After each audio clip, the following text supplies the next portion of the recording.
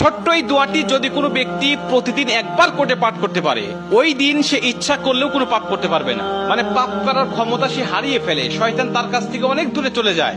নবীজি বলছেন, যদি কোনো ব্যক্তি এই দোয়াটা মাত্র একবার পাঠ করে, যেদিন সে পাঠ করবে ওই দিন শয়তান চিৎকার করে কাঁদতে থাকে, চিৎকার করে আওয়াজ দিয়ে বলতে থাকে যে আজকে সারাদিন তুই আমার ওয়াসওয়াসা থেকে মুক্ত হয়ে গেলি, আমি ইচ্ছা করেও আজকে তোকে আর ধোঁকা দিতে পারবো না, তুই আজকে আর কোনো পথভ্রষ্টের কাজ করতে পারবি না, তুই সেটা আমার কাছ থেকে মুক্ত হয়ে গেলি। মানে এই দোয়াটার এতটাই পাওয়ার, এতটাই ক্ষমতা আল্লাহ পাক দিয়ে দিয়েছেন। অতএব আমরা এই দোয়াটা মুখস্থ রাখবো, ছোট্ট একটি দোয়া মুখস্থ করে প্রতিদিন আমরা তেলাওয়াত করব।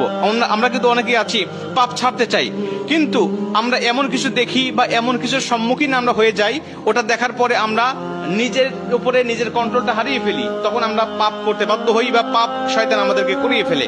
এজন্য যদি আমরা প্রতিদিন অন্তত ফজরের নামাজের পরে এই দোয়াটা যদি পাঠ করতে পারি, তাহলে আমরা কিন্তু শয়তান থেকে মুক্ত থাকবো ওই দিন সারাদিন। আর শয়তান থেকে মুক্ত থাকার কারণে আমরা ইচ্ছা করলে ওই দিন পাপ করতে পারবো না। নবীজি এই দোয়াটা শিখিয়েছেন, আউযু বিল্লাহিল আযীম, আউযু বিল্লাহিল আযীম ওয়া বিওয়াজহিল কারীম ওয়া সুলতানিহিল কাদীম মিনাশ শাইতানির রাজীম।